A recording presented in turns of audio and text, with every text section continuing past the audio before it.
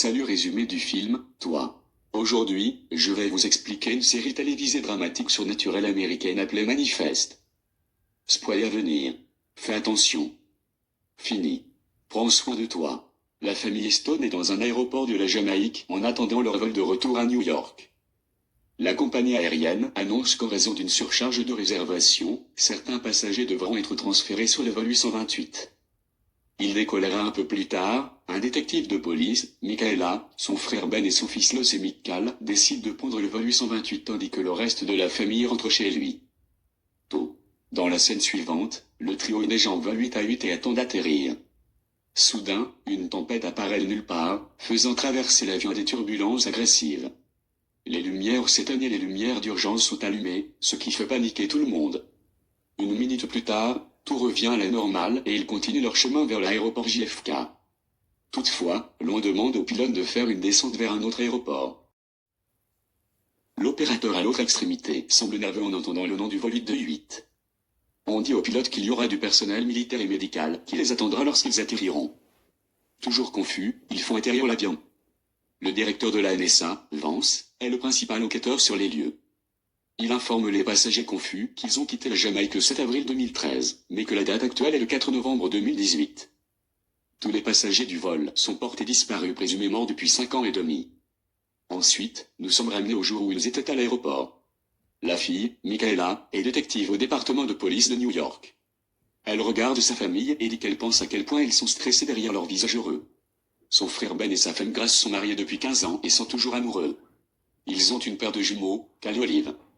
Cal est né avec une leucémie et a reçu 6 mois à vivre. Et Olive a un nom terrible. Ben et Grace sont toujours inquiets que leur fils essaie impuissant de trouver un moyen de le sauver. Ensuite, il y a la mère de Michaela, qui lui demande de faire un pas en avant dans la vie et de se marier. Michaela a récemment été demandée en mariage par son petit ami de longue date, Jared. Elle prend le temps de lui donner une réponse, parce qu'elle se remet encore du traumatisme de quelque chose qui s'est passé récemment. De retour dans le présent, les passagers pensent que c'est une sorte de blague malsaine, mais ils se rendent vite compte que Vance est très sérieux. Après une enquête plus approfondie, il est clair que les passagers n'ont pas vieilli un seul jour depuis le départ. Les gens de la NSA attendent une réponse des passagers, mais ils sont aussi désemparés que tout le monde. Ils sont gardés dans un camp pour le reste de la nuit et interrogés individuellement. Toutes leurs réponses sont les mêmes. Ils ne savent pas ce qui s'est passé. 36 heures plus tard, la nouvelle arrive dans le monde et crée une sensation. Les familles des passagers courent à l'aéroport pour retrouver leurs proches, qu'ils pensaient morts il y a longtemps. C'est une expérience folle pour les passagers et leurs familles. Ben retrouve sa fille, qui est maintenant adolescente. Ils grandissent si vite. Cal est choqué de voir que son jumeau est maintenant le double de sa taille. Grace, d'autre part, ne pourrait pas être plus heureuse de les avoir de retour. Cependant, Ben et Michaela découvrent que leur mère est décédée il y a 2 ans. Ils ont du mal à traiter l'information, alors ils décident de rentrer chez eux et de s'habiller en premier. Alors que le reste du monde perd la tête, la famille s'installe simultanément dans leur maison changée. Les scientifiques commencent à examiner l'avion, mais ne trouvent rien d'extraordinaire. Michaela est inquiète parce que son fiancé Jared n'est pas venu la rencontrer à l'aéroport. Elle se rend sur son lieu de travail pour le rencontrer et est accueillie par un détective senior. Il l'accueille de nouveau au travail. Outre le retour du vol, la nouvelle de l'enlèvement de 2 filles dans leur jardin a fait la télévision. Jared est le détective principal de l'affaire et est très occupé. En le rencontrant, Michaela découvre que ce n'est pas la seule raison pour laquelle il n'est pas venu la rencontrer. Il s'avère qu'il a épousé son meilleur ami lors de l'année dernière. Michaela est choquée parce que pour elle, cela ne fait que 2 jours qu'elle et Jared se sont fiancés. La première chose que Ben fait à son retour à la maison est d'emmener le Cal chez le médecin. Au fil des ans, les chercheurs ont trouvé un moyen de traiter sa leucémie, ce qui signifie qu'il peut vivre plus de 6 mois. Le couple n'arrive presque pas à croire la nouvelle. Pendant ce temps, Michaela rentre chez elle dans un bus quand elle entend une voix demandant au chauffeur de ralentir. La voix est si forte qu'elle crie sur le conducteur et sauve la vie de l'enfant juste avant. Le bus est sur le point de le frapper. Ensuite, nous sommes présentés à un chercheur médical nommé Savvy. Elle était également sur le vol 828 et retourne à son lieu de travail après 5 ans. Les recherches qu'elle a soumises juste avant sa disparition sont en pratique depuis 2 ans et ont guéri le cancer. Ses collègues lui organisent une fête surprise, l'accueillant à nouveau. Le lendemain matin, Michaela s'enfuit et rencontre 2 chiens qui aboient sur elle de l'intérieur d'une porte. Elle entend l'appel dans sa tête pour la 2e fois. Cette fois, la voix lui demande de les laisser libres. Elle y pense une seconde avant de continuer à faire du jogging. Ils ouvrent la porte et laissent les chiens libres, mais décident de ne parler à personne des appels. Les yeux du monde entier sont sur eux, donc s'ils disent quelque chose d'étrange, les gens voudront faire des expériences sur eux. Le lendemain, la police trouve des images de sécurité de l'incident. Jared le garde au plus bas pour garder Michaela à l'abri des ennuis. Il lui demande pourquoi il a laissé les chiens libres, mais même elle n'a pas de réponse à cela. Ils trouvent les chiens et vont voir le propriétaire pour s'excuser. Pendant ce temps, Ben essaie de réparer sa relation avec Olive, d'aller à ses matchs de football et de rattraper sa vie. Il décide de prendre du temps car après la disparition de Carl et Ben, Olive a dû suivre une thérapie pendant de nombreuses années.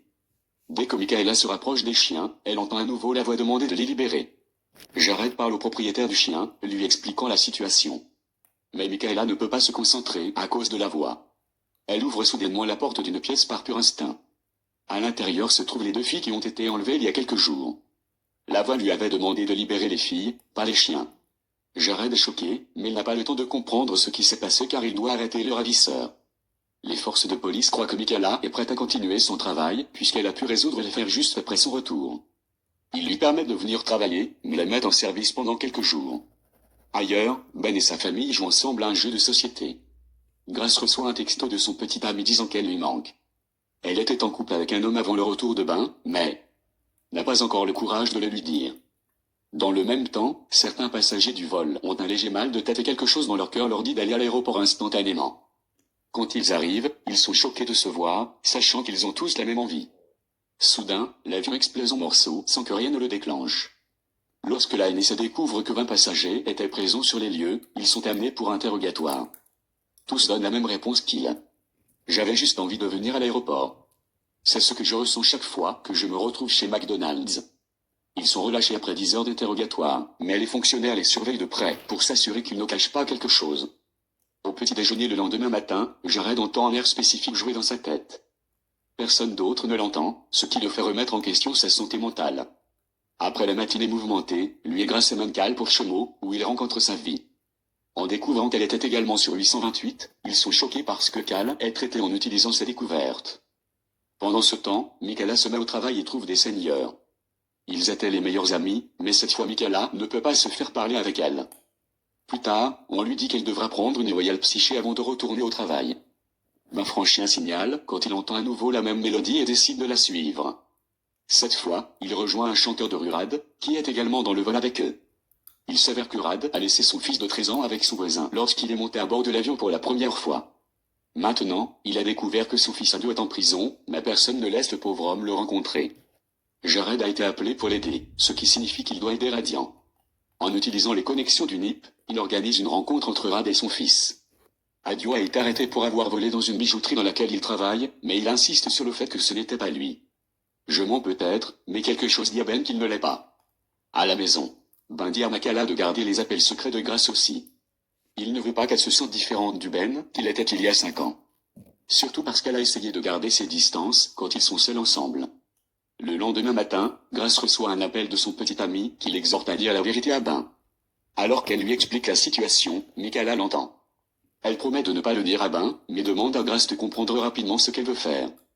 Plus tard, Michaela creuse dans l'affaire Adios et découvre que toutes les preuves indiquent qu'il est le coupable. Comme il n'y a aucun signe d'entrée forcée et qu'il a utilisé une fausse pièce d'identité pour obtenir le poste, Rad va lui parler une fois de plus.